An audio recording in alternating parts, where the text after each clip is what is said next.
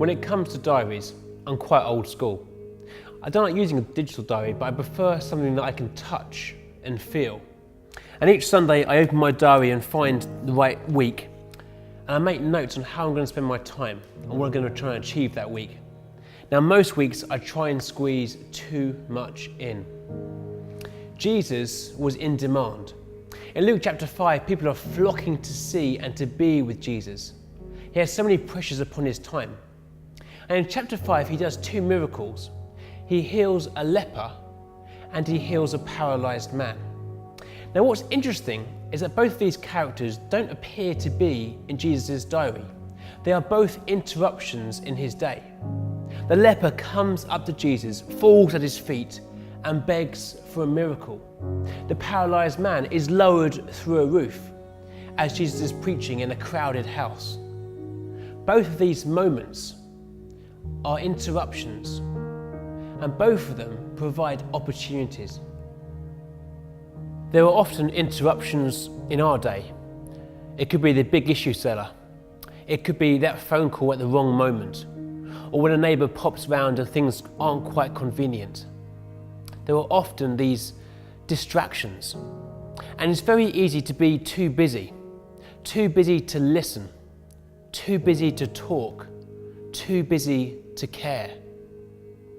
Jesus saw these interruptions as being opportunities.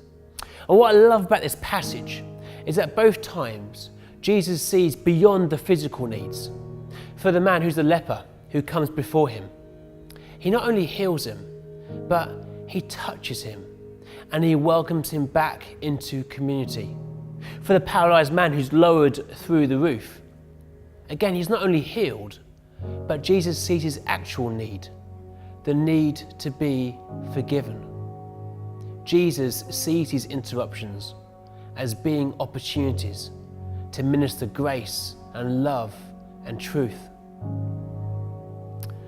But how do we know which interruptions are distractions and which ones are opportunities? How do we know how to really minister to people's deepest needs that often lie beneath the surface? I think the secret is found in chapter 5, verse 16 of Luke's Gospel, when it says that Jesus often withdrew to pray.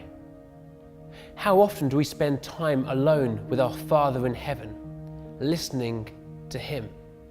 How often do we get that perspective to know what God is doing? As you plan your week ahead in your diary, make sure there is time to get that perspective alone with the Father and listen to him. What are the kinds of opportunities that might seem to be interruptions that God is going to give you this week? And how can you really minister on a deeper level something of who God is? Let's spend time alone with the Father so we can really serve his ways powerfully.